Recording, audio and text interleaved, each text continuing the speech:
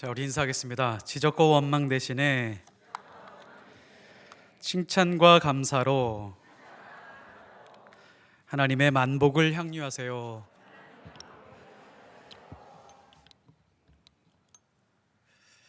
자, 오늘 말씀의 제목은 마음을 읽어주는 말이 은혜를 끼친다라는 제목으로 하나님 말씀 전하도록 하겠습니다. 형식이 있습니다. 그리고 내용이 있습니다. 자, 어떤 게 중요할까요? 형식이 중요할까요? 내용이 중요할까요? 둘 다 중요합니다. 형식도 중요하고 내용도 둘 다 중요합니다. 우리가 가정에서 물을 마실 때 보면요, 우리끼리 물을 마실 때는 아무 컵으로 물을 마셔도 되지만 귀한 손님이 오셨습니다. 깨끗한 물의 그 내용도 중요하지만 좋은 잔에다가, 예쁜 잔에다가 대접하기도 하죠. 그래서 컵이 형식이라고 하면 물이 내용이라고 할 수 있습니다. 우리는 둘 다 중요하다라고 말할 수 있습니다. 보기에 좋은 떡이 먹기에도 좋다라는 말이 있습니다. 보는 것은 형식이지만, 보이는 것은 형식이지만 그 맛은 내용입니다. 그러니까 둘 다 중요하다는 말이죠. 그리고 이왕이면 다홍치마, 이 말들도 마찬가지입니다. 내용도 중요하지만 형식도 중요하다는 것을 우리에게 말해주고 있습니다. 우리는 내용이 가장 중요하다라고 하는 생각을 가지고 있으면서 때로는 가끔 형식을 무시할 때가 있습니다. 그런데 잘 형식이 갖추어지고 좋은 형식이 갖추어지게 되면 그 사람이 멋지고 또 아름답게 보일 때가 참 많이 있습니다. 그래서 내용도 중요하지만 형식도 중요하다는 것을 우리가 잘 기억해야 됩니다. 우리는 믿음이 생기면 일어나는 현상이 있습니다. 생각의 변화가 있습니다. 생각의 변화가 있으면 그 다음에 마음의 변화가 있죠. 그리고 마음의 변화가 있으면 그 다음에 반드시 일어나는 일이 있습니다. 말의 변화가 있습니다. 말이 변하게 되면 그 사람의 인생이 전체가 변화가 되는 놀라운 일이 일어나게 됩니다. 자, 그러면 여기서 질문하고 싶습니다. 마음이 바뀌니까 말이 바뀌는 걸까요? 아니면 말이 바뀌니까 마음이 바뀌는 걸까요? 어느 것이 맞을까요? 사실 둘 다 맞습니다. 마음도 중요하고 말도 중요합니다. 자, 우리가 이것을 놓쳐서는 안 됩니다. 그 사람들은 대부분 마음이 중요하다라고 하는 데서 출발하기 시작을 합니다. 이게 동양의 전통입니다. 동양의 학문 중에 어떤 것이 있었냐면 심학이라고 하는 그런 학문 분야가 있었습니다. 심학이라고 하는 것은 무엇이냐면 마음의 본체를 이해하고 수양하는 방식입니다. 심학이라고 하는 것은 마음을 우주 만물의 근원으로 알고, 근본으로 알고 마음을 수양하고 실천하는 사상입니다. 그래서 우리는 마음이 가장 중요합니다. 그래서 마음을 수양해야 말이 아름답게 나옵니다 라고 이렇게 생각하면서 살아갈 때가 많이 있습니다. 이게 동양적 사고에서 출발하기 때문에 그렇습니다.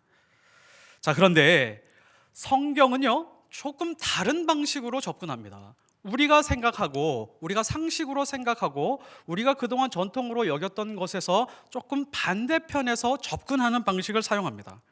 성경은 마음이 아니라 말을 바꾸어서 마음을 바꾸라라고 이렇게 접근을 합니다. 성경이 접근하는 방식이 우리의 상식과 좀 충돌할 수 있죠. 그래서 예레미야 17장 9절을 보면 만물보다 거짓되고 심히 부패한 것은 마음이라. 마음을 어떻게 정의하고 있는지 한번 보십시오. 마음은 무엇보다 거짓되다? 온 우주 만물보다 거짓되다고 합니다. 이 세상에서 가장 거짓된 게 인간의 마음이라는 것이죠.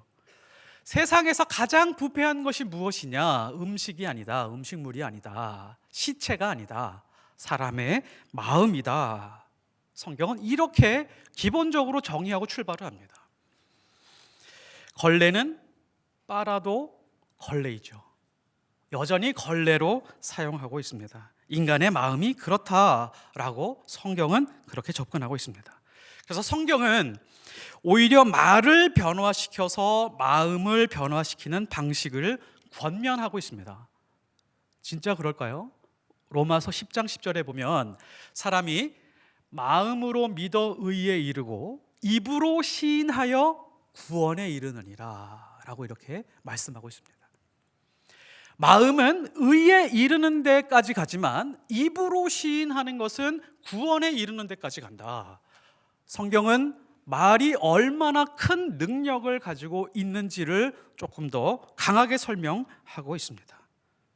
말에 강한 영적인 능력이 있다라는 것이죠.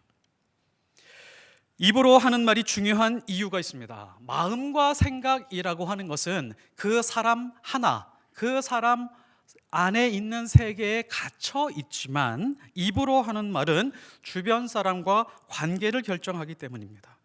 말이 주변을 변화시키는 능력이 있습니다. 말이 아름다운 사람이 아름다운 사람입니다.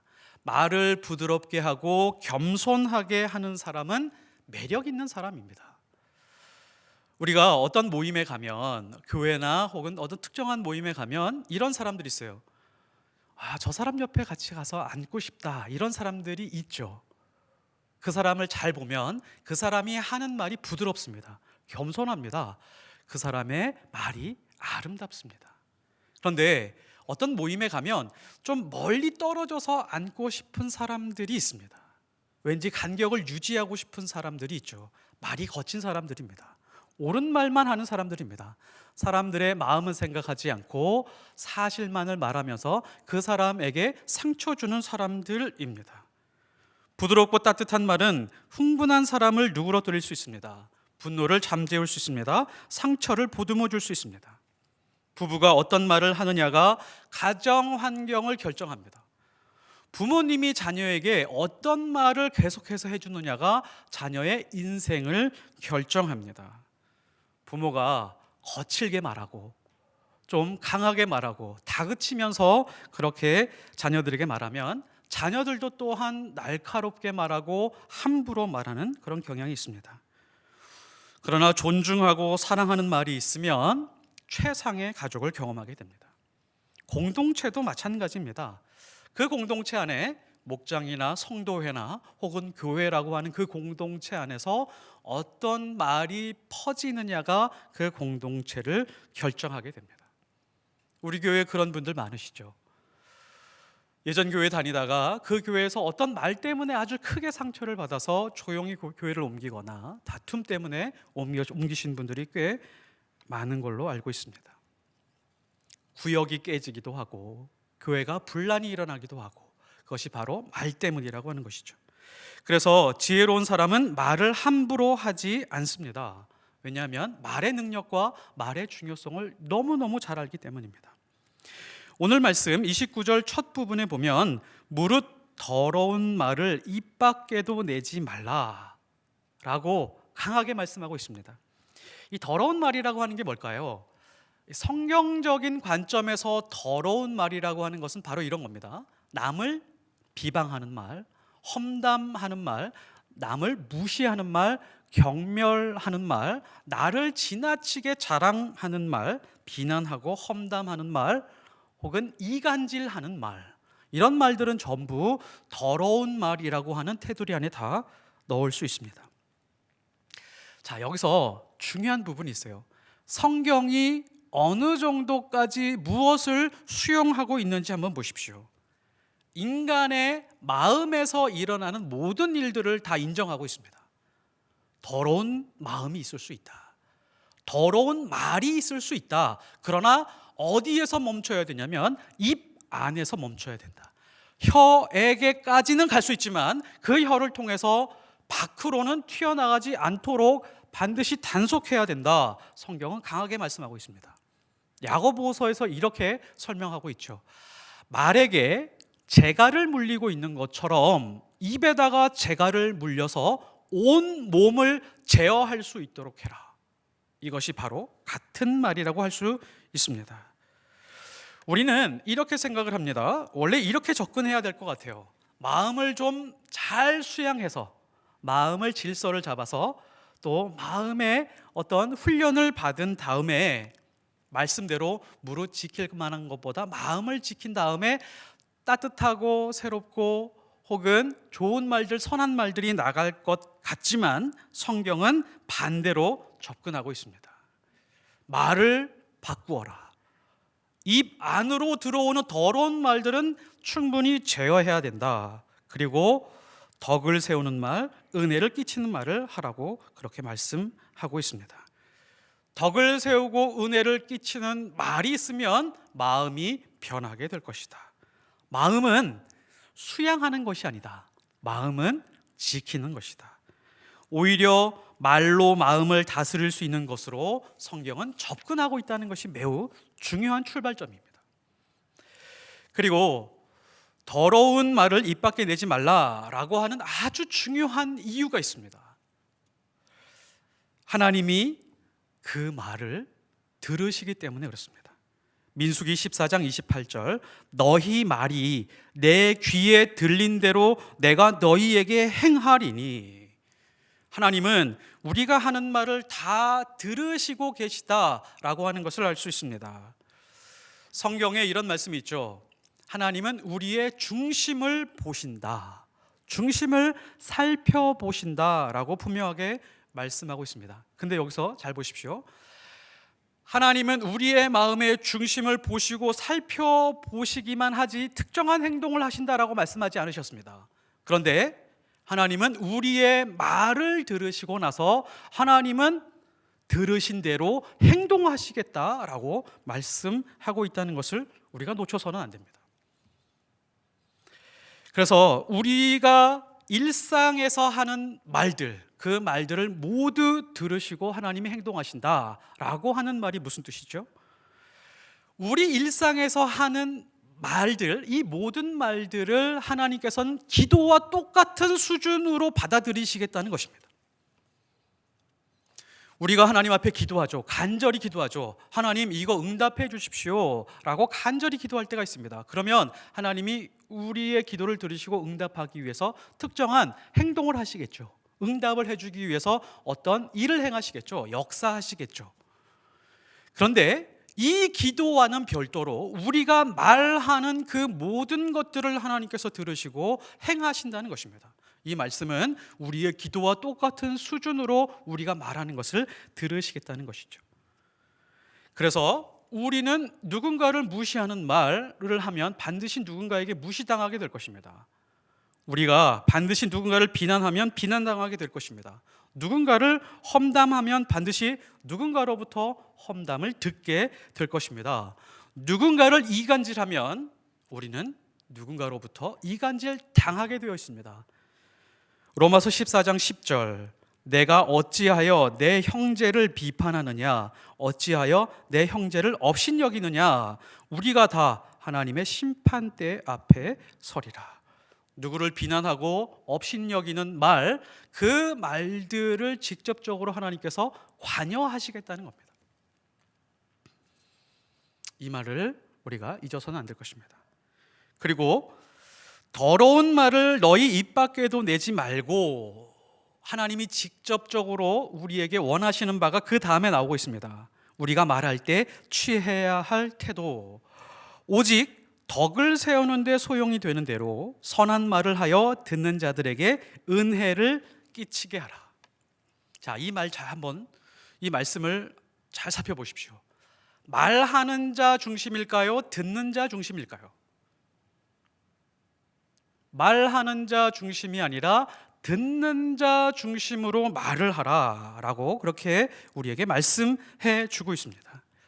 말하는 자 입장에서 선한 말이 아니라 듣는 자 입장에서 선한 말이어야 된다라고 하는 것을 우리에게 말씀해 주고 있는 것입니다. 우리가 말을 할 때 가장 많이 실수하는 바가 이런 것입니다. 정답을 이야기합니다. 꼭 정답을 이야기해서 오히려 다른 사람에게 상처를 줄 때가 많이 있습니다. 그 예가 아주 좋은 예가 있습니다. 욥의 고난을 보고 욥의 친구들이 왔습니다. 욥기를 보면서 혹시 혼란을 좀 느끼지 않으셨는지 모르겠습니다. 욥의 친구들이 하는 말들을 보면 얼마나 좋은 말, 얼마나 선한 말, 신학적으로 얼마나 잘 정리된 말, 하나님의 성품에 대해서 얼마나 잘 아는지 모릅니다. 완전 그 모든 좋은 말들을 다 해주고 있죠. 모두 옳은 말들이었습니다. 그런데 욥이 받아들이는 것은 완전히 달랐습니다. 욥의 친구들은 하나님 앞에서 올바른 태도가 무엇인지, 신앙적으로 도움이 될 만한 말들이 무엇인지를 아주 엑기스만 모아서 잘 설명해 주고 있습니다. 진심이었습니다. 그런데 욥이 이렇게 받아들입니다. 16장 2절의 말씀. 이런 말은 내가 많이 들었나니 너희는 다 재난을 주는 위로자들이로구나. 말하는 자들의 입장에서 선한 말이고 옳은 말이었지만 듣는 자 입장에서 들어보니까 마음을 찢어놓는 말들이었다. 재난을 주러 오는 위로자. 위로하러 오기는 했지만 더 마음을 고통스럽게 했다는 것입니다. 그래, 너희 말들은 모두 맞는 말이야, 정답이야. 그런데 조금도 위로가 되지 않아. 그 정답이 조금도 치유되지 않아. 교회가요, 교회 공동체가 정답만 주는 곳이면 진정한 교회가 아닙니다. 성경에 이혼하지 말라라고 하는 말씀이 나옵니다. 정답입니다. 누구나 다 알고 있습니다. 이혼하면 좋지 않다는 것도 다 알고 있습니다. 그런데 사람이 가정을 이루면서 살다가 보면 불가피하게 이혼하지 않을 수 없는 상황에 몰린 사람들도 있습니다. 살다가 보면 어려움을 당할 때가 있습니다. 고난과 고통을 당할 때가 있습니다. 그래서 낙심하고 절망과 불안 속에, 두려움 속에 휩싸일 때가 있습니다. 그럼 옆에 있는 사람들이 보기에 너 하나님의 자녀인데, 너 하나님을 믿는 사람이 왜 그렇게 불안하고 낙심하고 두려워하느냐, 기도 안 하고 뭐 하고 있어? 라고 정답을 이야기해 줍니다. 하지만 인간이 살아가다가 보면, 사람이 살아가다가 보면 정말 내 힘으로는 감당할 수 없는 고난들이 폭풍처럼 몰려올 때가 있습니다. 그 힘든 상황에서 절망하고 낙심하지 않을 수 없을 때가 많이 있습니다. 공부 잘해야 된다라고 하는 것은 정답입니다. 공부 열심히 해야 된다라고 하는 것은 옳은 말이죠. 틀린 말 하나 없습니다. 그런데 엄마 아빠도 공부 다 못했으면서 정답만 이야기하는 그 이야기를 듣는 자녀들의 입장에서는 아마 좀 다르게 받아들여질 수가 있습니다. 정답으로 치유가 되지 않습니다. 정답만 이야기하는 사람은 오히려 정죄하는 사람으로 비추어질 수 있습니다. 그래서 우리가 항상 말을 하기 전에, 답을 말해주기 전에 우리가 살펴야 될 것이 있습니다. 상대방의 마음을 읽을 줄 알고 마음을 살필 줄 알아야 됩니다. 욥기서 16장 4절 보십시오. 나도 너희처럼 말할 수 있나니. 나도 너희처럼 정답을 말해줄 수 있어. 나도 하나님에 대해서 알아. 나도 지금 이 상황에서 무엇을 해야 되는지 알아. 그 다음 말씀 보십시오. 가령 너희 마음이 내 마음 자리에 있다 하자. 나도 그럴듯한 말로 너희를 치며 너희를 향하여 머리를 흔들 수 있느니라. 그래도 입으로 너희를 강하게 하며 입술의 위로로 너희의 근심을 풀었으리라. 지금 뭐죠? 욥이 원하는 바가 뭐죠? 욥은 지금 말이 아니라, 정답이 아니라 마음을 이야기하고 있습니다. 너희 마음이 내 마음의 자리에 한번 와봤으면 좋겠다. 너희가 옳은 말들, 좋은 말들을 많이 쏟아붓고 있지만 그것은 나에게 도움이 하나도 되지 않아. 오히려 내 마음으로 같이 너희 마음들이 와주었으면 좋겠어. 마음을 헤아리는 것이 더 중요하다는 것을 말씀해 주고 있습니다. 오히려 옳은 말을 많이 하기보다는 내 마음을 이해해주고 읽어주는 것이 훨씬 더 큰 치유가 되고 위로가 될 수 있어. 듣는 자의 마음을 헤아리는 것이 먼저입니다. 옳은 말을 해주고 선한 말을 해주는 것은 그 다음입니다. 그래야 오늘 말씀대로 듣는 자에게 은혜를 끼칠 수가 있습니다. 제가 결혼이 늦었기 때문에 아이들이 좀 늦게 태어났습니다. 그래서 밤마다 동화책을 읽어주는데요. 이 동화가 얼마나 참 멋진 메시지를 담고 있는지 좀 새롭게 깨닫고 있습니다. 제가 읽어주던 동화 중에 달과 공주라고 하는 그런 동화가 있습니다. 옛날 어느 나라가 있었습니다. 그 나라에 좀 철딱선이 없는 공주가 하나 태어났습니다. 이 공주는 어느 날 밤에 하늘을 바라보다가 정말 예쁜 황금빛의 달을 보고 나서 엄마 아빠 왕하고 왕비에게 달을 따달라고 졸라대기 시작을 했습니다. 그래서 떼를 쓰고 보채기 시작을 하니까 왕과 왕비가 설득을 하기 시작을 했죠. 저 달은 따올 수 없는 것이야. 그렇게 열심히 설득을 하기 시작을 했습니다. 그런데 이 철딱선이 없는 공주는 계속해서 달을 따달라 그러면서 조르다가 그만 병이 나 버리고 말았습니다. 그래서 왕과 왕비가 의논을 하다가 안 되겠다. 우리나라의 최고로 유명한 과학자와 학자들과 선생님들을 모아서 이 아이들을 한번 설득해 봐야겠다라고 했습니다. 그래서 와서 설득하기 시작했습니다. 공주님, 달은 너무 멀리 있기 때문에 달까지 갈 수가 없습니다. 그래서 딸 수가 없습니다. 또 어느 선생님이 와서 말했습니다.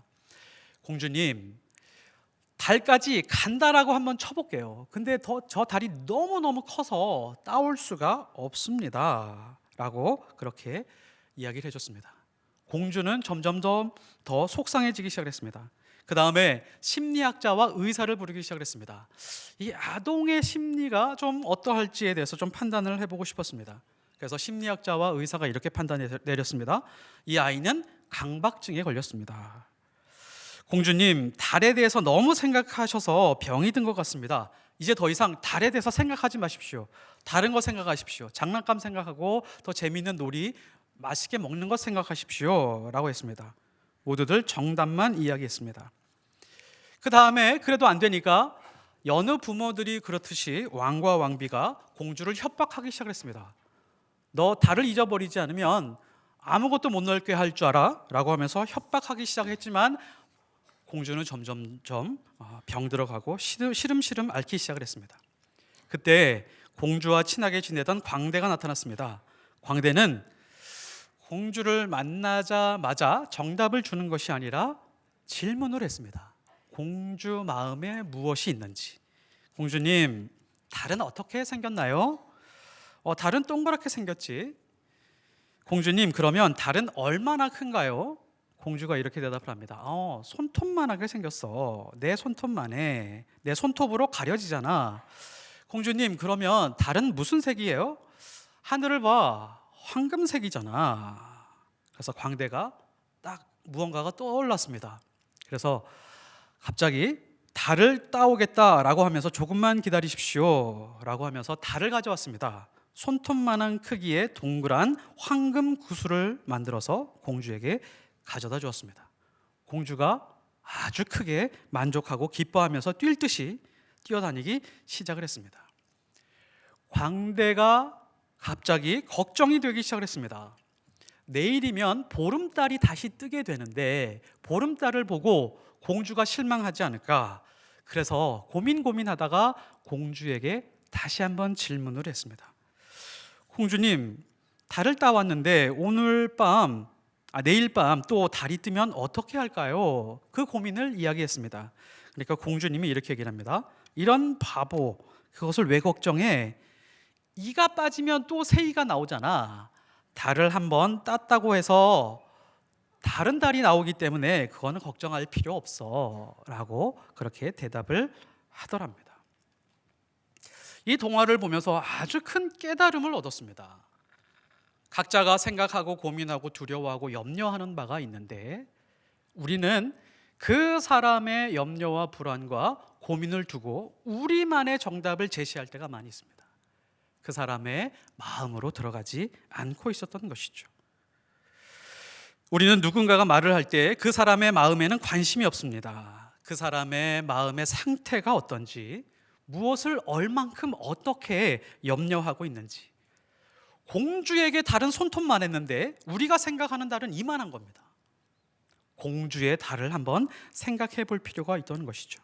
무엇을 두려워하는지 그것을 알려고 하지 않을 때가 많이 있습니다. 정답을 말하려고 접근하니까 이 공주는 문제 아이가 돼버렸습니다. 가정교육에 문제가 있어. 홀로 딸을 키우니까 오냐 키우니까 이렇게 문제가 생긴 거지 부모의 문제야 라고 그렇게 정의를 잘못 내릴 수가 있습니다. 성경이 말하는 덕을 세우는 말, 은혜를 끼치는 말은 성경 공부를 많이 해서 할 수 있는 것이 아닙니다. 기도를 많이 해서 할 수 있는 것이 아닙니다. 신앙의 경험이 많아서 할 수 있는 말이 아닙니다. 그 사람과 대화하면서 그 사람의 수준에서 그 사람의 마음을 잘 읽어줄 수 있을 때 누구나 가능한 것입니다. 대부분의 사람들은 정답을 모르는 것이 아닙니다. 대부분 정답을 다 알고 있습니다. 굳이 정답을 한 번 더 이야기할 필요는 없습니다. 마음을 이해해 주는 사람이 없어서 괴로워하는 것입니다. 마음을 이해해 주고 감정을 들어주는 사람이 없어서 힘들어하는 것입니다. 그 사람의 이야기와 함께 하는 것이 중요합니다. 그 사람의 이야기 밖에서 하는 것이 아니라 그 사람의 이야기와 함께 어우러질 때 그것이 바로 덕이 있는 말이 될 수 있고 은혜가 있는 말이 될 수 있습니다. 그래서 그리스도인들이 누구냐? 사람의 마음을 이해해 주는 사람들입니다. 이웃의 마음을 알아주는 사람들입니다. 이게 예수 닮은 모습입니다. 예수님이 그런 삶을 사셨죠. 빌립보서 2장 6절에서 7절. 그는 근본 하나님의 본체시나 하나님과 동등됨을 취할 것으로 여기지 아니하시고, 예수님은 우리의 사정과 환경 속으로 직접 들어오셨습니다. 이와 똑같은 방식으로 남편은 아내의 마음으로 들어가고 아내는 남편의 마음으로 들어가야 됩니다. 부모님은 자녀의 마음으로 들어가고 자녀는 부모의 마음으로 들어가야 됩니다. 이것이 바로 예수 닮은 삶의 모습이라고 할 수가 있습니다. 우리는 가끔 남편이 된 사람들이 아내에게 좀 이렇게 비난을 당하거나 조금 부족하게 보일 때가 있습니다. 왜 마음을 못 알아주느냐라고 하는 것 때문에 많이 좀 아내들이 힘들어할 때가 많이 있습니다. 그런데요, 저도 남편으로 살아보니까 아내들도 남편의 마음을 잘 모르던데요. 꼭 남편만 아내의 마음을 모르는 거 아니더라고요. 서로가 서로의 마음 안으로 들어갈 수 있었으면 좋겠습니다. 각자의 감정과 아픔, 고독함, 그리고 고통 안에서 함께 기뻐하고 아파할 수 있는 그런 그리스도인들이 되었으면 좋겠습니다. 그게 아름다운 모습입니다. 우리말에 아름답다는 말이 있습니다. 이 아름답다는 말은 순수한 우리나라 말입니다. 그러니까 한자가 하나도 섞여 있지 않습니다. 아름답다가 어디서 어원이 맞느냐라고 그렇게 학자들이 연구를 했는데 4가지 그 어원이 있더라고요. 그 중에서 한번 2가지를 살펴보면 이렇게 해석하는 사람이 있습니다. 아자가 나 아자를 쓴다는 거예요. 한자로 나 아자를 쓴다는 겁니다. 가장 나답게 살아갈 수 있을 때가 아름답다라고 그렇게 정의를 내릴 수 있다라고 이렇게 설명하는 것을 본 적이 있습니다. 근데 제가 좀 받아들이기 힘든 게 순수한 우리나라 말인데 왜 한자를 활용해서 순수한 우리나라 말을 해석하는가라고 할 때 좀 별로 이렇게 가슴에 와닿지는 않았습니다. 근데 다른 해석이 하나가 있었습니다. 아름답다를 알음답다라고 하는데 이 알음이 뭐냐면 병을 앓다의 그 알음이라는 겁니다. 그러니까 진주가 아름다운 것은 진주 조개 속에서 조개살, 그 아주 연한 그 속살에서 이물질 때문에 아파하다가 끙끙 앓았기 때문에 진주가 아름다워지는 거잖아요. 이 끙끙 앓았던 그 아름 때문에 진주가 아름다워지는 것처럼 아름답다가 그렇게 나왔다는 것입니다. 엄마 아빠도 수많은 가슴앓이를 하면서 자녀들을 키웁니다. 부부 사이도 수많은 가슴앓이를 하면서 점점점 가까워지고 점점점 깊어지게 되어 있습니다. 앓고 난 다음에 만들어지는 사랑의 관계를 아름답다라고 그렇게 해석한다라고 합니다. 저는 이 해석이 맞다라고 생각이 되는데 제 심정으로만 그렇지 국어학자는 어떻게 생각하는지 모르겠습니다. 함께 고통스러워하고 그 고통을 함께 알아가고 같이 그 마음을 공유하게 될 때 아름다운 것처럼 우리도 또한 그런 아름다움 속에 들어가면서 사는 그런 하나님의 사람들이 되었으면 좋겠습니다. 그래서 예수님이 아름다우신 거고 그리스도인이 아름다운 것입니다. 자, 마지막으로 한번 욥을 다시 한번 보겠습니다. 욥기 3장 1절. 그 후에 욥이 입을 열어 자기의 생일을 저주하니라. 욥이 입을 열어 이르되 내가 난 날이 멸망하였더라면 산의 아이를 베었다 하던 그 밤도 그러하였더라면. 이렇게 굉장히 고통스러운 표현을 말로 이렇게 하고 있습니다. 그래서 우리가 욥기를 읽으면서 조금 당황스러운 부분이 있죠. 1장에서 보는 욥과 1장 이후에서 드러나는 이 욥의 모습이 좀 상충이 되는 것 같습니다. 1장에서 모습은 선하고 착하고 의롭고 정직하면서 하나님께 원망하지 않는 모습의 욥이었는데 2장, 3장, 4장 쭉 넘어갈수록 욥에게 불평과 불만이 나오는 것처럼 보이기 때문에 그렇습니다. 우리가요, 이걸 좀 잘 살펴야 됩니다. 사람이 하는 말과 마음에 이 편차가 있습니다. 이것을 꼭 이해해야 됩니다. 정말 욥이 자기의 생일을 저주했을까요? 욥이 이런 말을 하고 있다면 우리는 이렇게 이해하는 것이 맞습니다. 성경이 앞에서 욥에 대해서 의롭고 정직하고 하나님께 원망하지 않은 사람이라고 정의했다면 그때 욥과 똑같습니다. 욥이 정말 고통스러운 상황에 있구나. 정말 마음이 힘들구나. 내가 만일에 욥과 같은 상황이면 욥처럼 저렇게 의연하게 견뎌낼 수 없었을 거야. 나는 더 심한 말을 했을 것 같아 라고 그렇게 이해할 수 있어야 됩니다. 상황을 보고 그 사람의 마음을 이해해야 됩니다. 우리 주변에서 욥과 같은 사람을 만나면 욥의 친구들처럼 대하면 안 됩니다. 어떤 집사님의 남편이 있었습니다.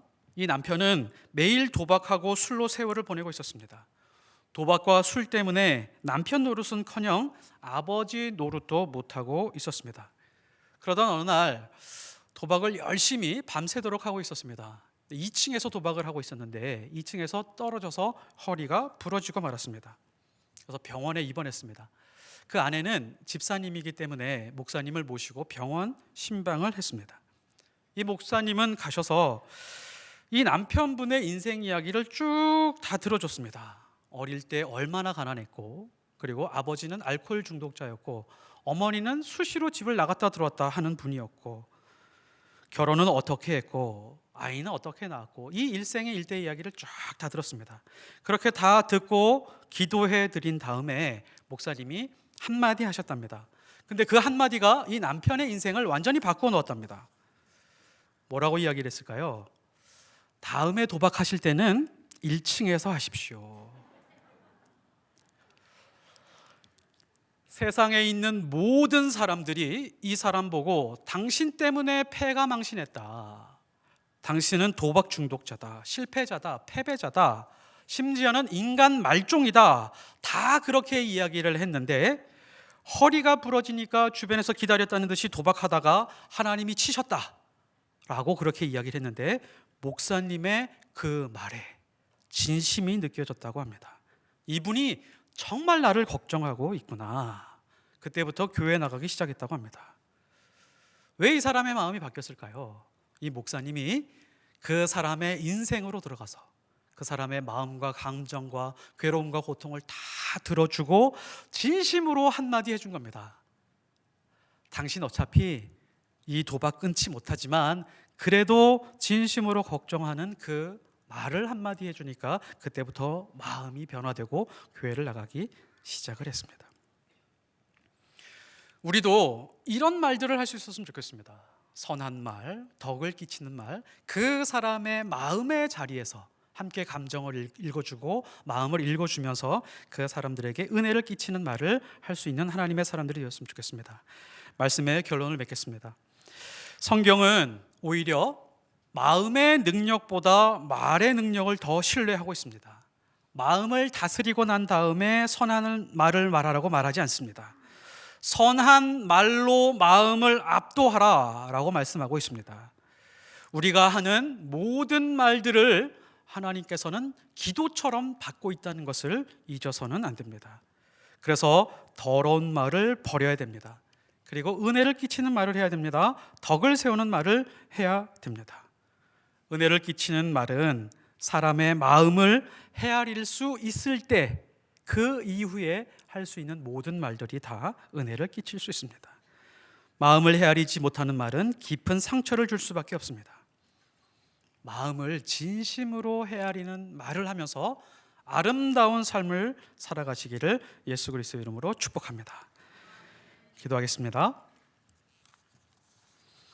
하나님 아버지, 우리 마음속에 신앙과 갈망과 갈증과 목마름은 큽니다. 하나님을 향한 그 믿음도 클 때가 많이 있습니다.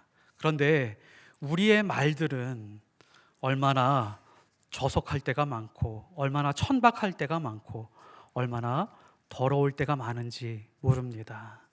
하나님, 우리 마음속에 일어나는 그 모든 것을 허용하지 않고 선한 말로 바꾸게 하시고 은혜를 끼치는 말로 바꾸어 갈 수 있도록 주님 도와주시고 인도해 주시옵소서. 오늘 말씀대로 우리는 듣는 사람들에게, 이웃에게, 가족에게, 공동체 안에서 선한 말로 은혜를 끼치기 원합니다. 그러나 많이 배워서도 아니고 성경을 많이 읽어서도 아니고 옳은 말을 해서도 아닌 줄 압니다.